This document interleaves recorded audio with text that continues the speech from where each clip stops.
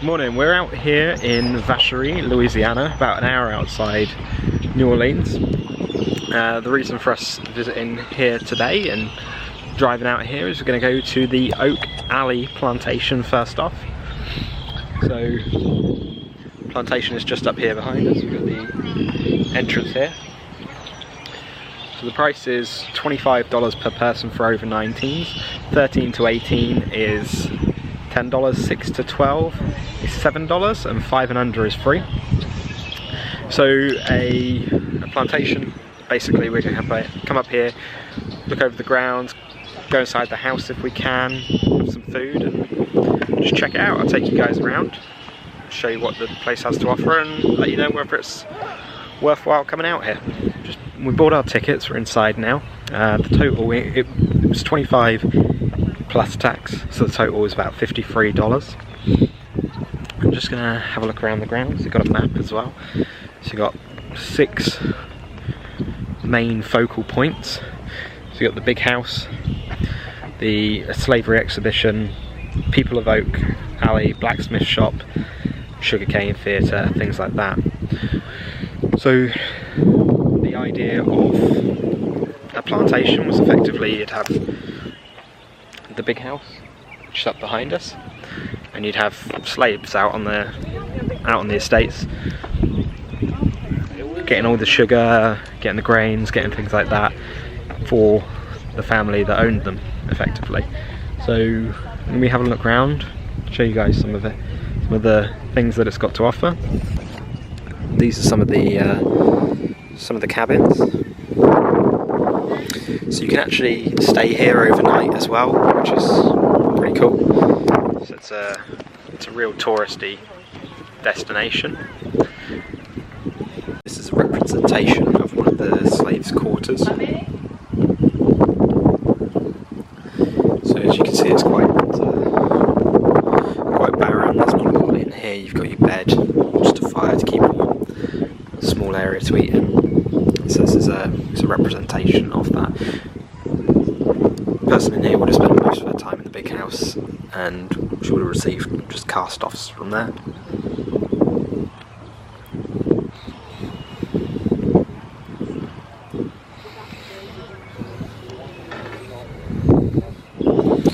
So as the sign says here, this is a laundry kettle. And this would have been where many of the slaves would have done their laundry. These can be used interchangeably with sugar kettles due to the size of the weight. Here we'd find an example of a sick house. Some of the reasons that a slave would potentially visit the sick house are here. So you've got pneumonia, infection, dysentery, worms, yellow fever, accidents, cholera, malnutrition and childbirth. So what we're being told is this would be pretty much as dangerous as the illness itself due to the unsanitary conditions. You just have some beds, some chamber pots, things like that. And a lot of the slaves would be visiting here quite regularly due to the hazardous work environment on the sugar plantation. So this would have been the field slaves' quarters. You can see the cramped environment. This would have been the home of Amelia and her 5 children in that small room. So field slaves were considered the lowest of the low. So they would have been given the hardest jobs, the longest hours, and the worst environments to live in. So we've got various representations of their quarters and where they would have been living all over here in front of us.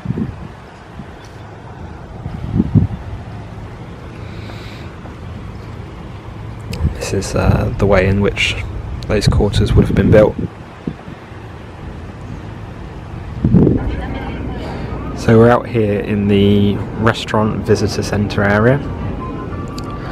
So you've got a restaurant just down the end, you've got the gift shop next to it.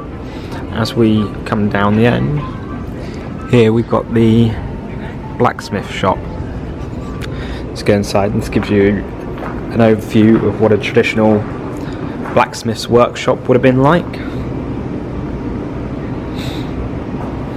And the fire pit area that would have been used to heat up the metal. And then these are the tools that are used to manipulate and form the metal into the desired shapes. Got a bit of information over here on the process and the legacy that it would have had here at the Oak Alley Plantation. So as we make our way into this building, we see the names of all of the slaves that were enslaved here between 1836 and the Civil War. This is a total of over 220 men. This is a respectful shrine to them and the work that they put in. So coming out of the blacksmith exhibit and the slave house exhibits, we walk up this main path, which is just a left from the path where the ticket booth is on. We see the big house right in front of us at the end.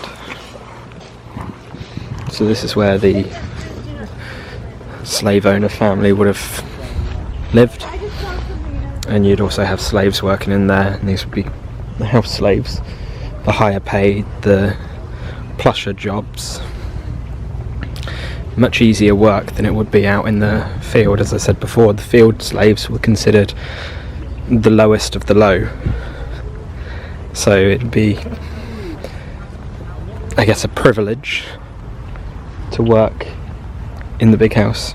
So we veer right when we come up to the big house. Down this path we've got a couple of sections that we can see. We've got the sugarcane theatre to our left. We're just going to go inside and watch a couple of films that obviously we won't be able to record.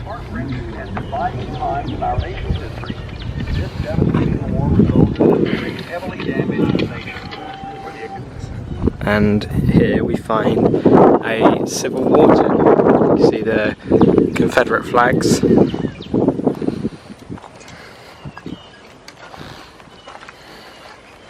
This would have been the headquarters of General Richard Taylor. This is an example of what his quarters would have looked like. Alright, so now we're walking down the Alley of Oaks, and this is a quarter-mile stretch from the main road and the Mississippi River all the way down to the big house.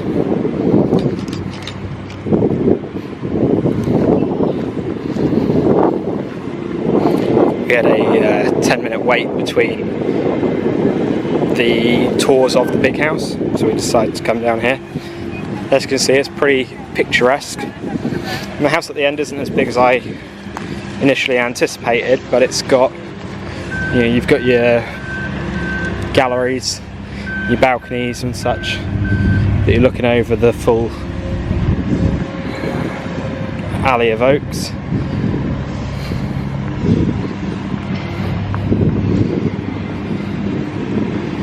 And of course you've got all of the grounds that stretch on for acres and acres all around. We're going to the big house now.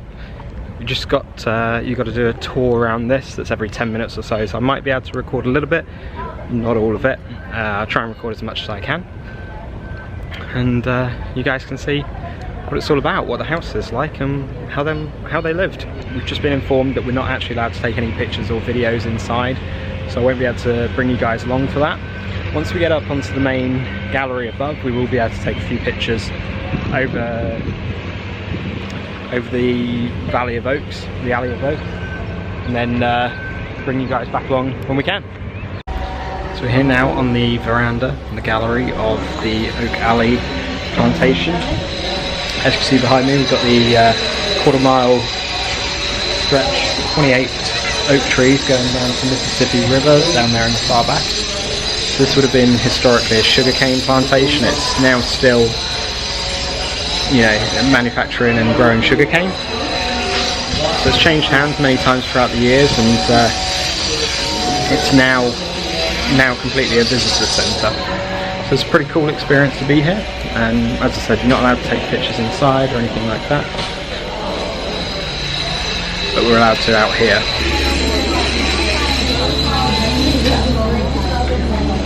You should go there, Tommy. Oh, sorry.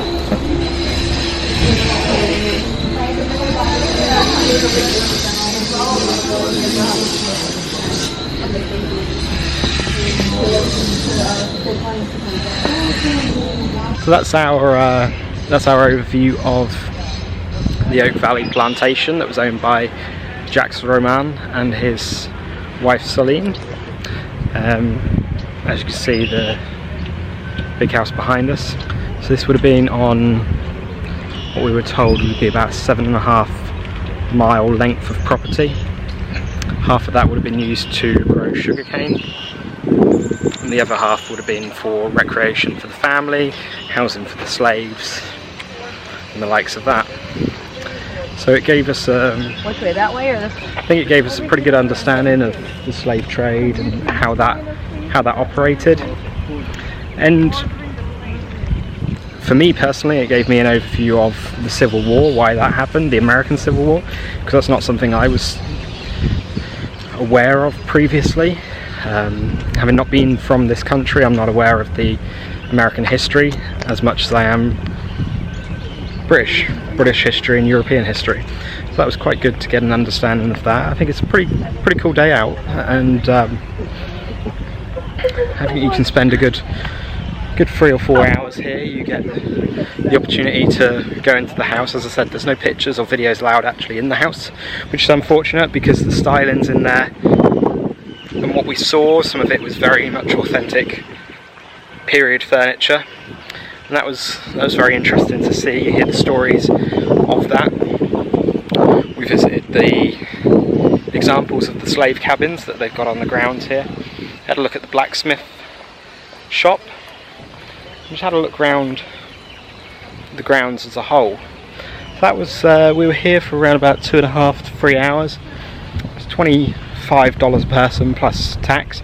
I think it was more expensive than we were anticipating by probably about $5 to $10 a person, but I think the cost and the upkeep is somewhat justified in the price of that, and obviously to some extent it's going to a good cause in terms of education, further education for people going forward, and why history happened as it did, essentially.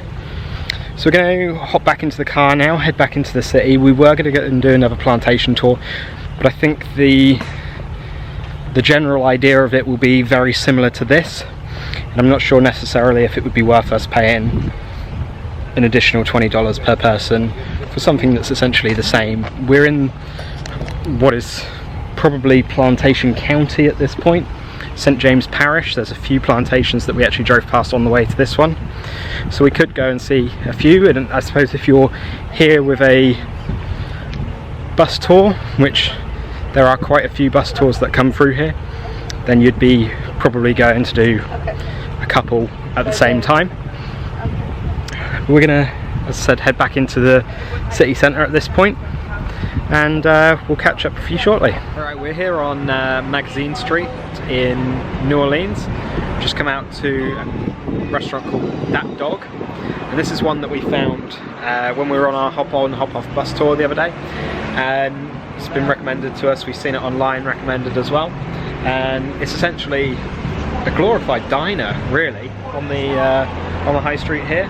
You pick the meat that you have on as your hot dog. You then pick your toppings, things like that. They've got predefined combinations. It wasn't too expensive really. $30 for 2 hot dogs, 2 refillable drinks, and a side, tater tots. So Becky's gone for a duck sausage with onions and ranch sauce, and I've gone for a Polish kielbasa sausage with onions and a couple of other items on top of there as well that I, for the life of me, can't remember right now. But we're not gonna eat these here. We're gonna head back to the hotel and eat them there, and just let you guys know how it is, how they are, and whether it's worth coming here, whether it's worth taking time out to come to this place in particular. We just got back from our day out at the Oak Valley Plantation. Went round the area, saw basically the history of the slave trade at the Oak Valley Plantation. On the way back, we stopped off at a glorified diner called Dat Dog, D-A-T-D-O-G. Picked up a couple of hot dogs there. This place is on the recommendation of our hop on hop off guide the other day, as well as a number of things online as well. So yeah, like I said, we got two hot dogs, a portion of tater tots as well, and a couple of drinks, and the total was just over $30.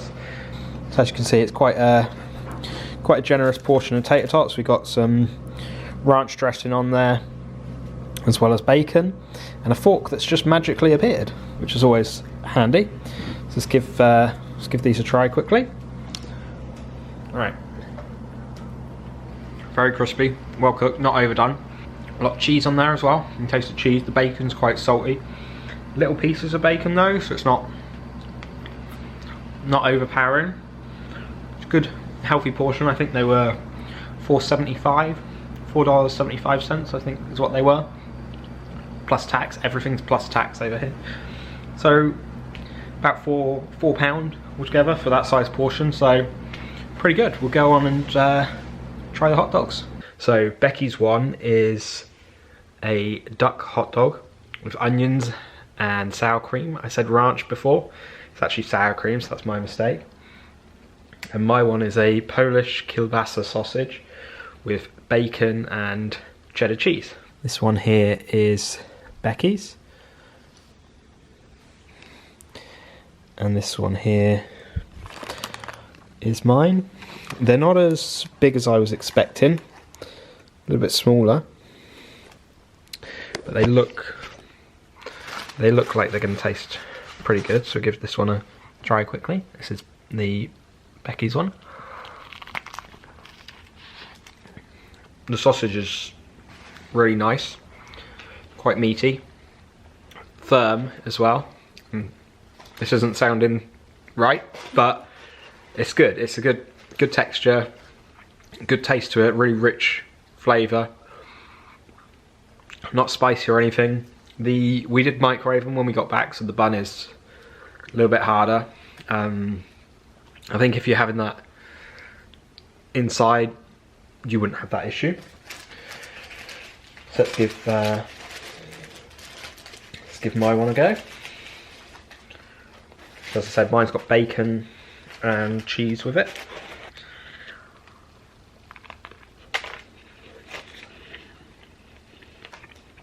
So that's good. The Polish kielbasa has got paprika and garlic, so you can taste those in there. The bacon is little chunks of bacon as you had on the tater tots, and you've got the cheese in there that really adds to it. I think overall pretty good. As I said, they're a bit smaller than I anticipated. I thought they'd be, you know, an inch and a half bigger. We were a bit disappointed by the amount of sauce that was on Becky's as well. It was just a bit down each side rather than a lot going across the top, which you'd expect from, you know, a theme park hot dog or a cinema hot dog or something like that. So we're going to add a bit of ketchup on it to, you know, make it a little bit softer. You know, that word that people don't like you saying, the M word. Not bad, not bad. Value for money, close, but they could do with being a little bit bigger. That'll be it for today. So if you've enjoyed our visit to the plantation today and our review of Dat Dogs, hit the thumbs up, hit the subscribe button, and hit the bell icon to be notified when we post a new video. And we'll see you on the other side.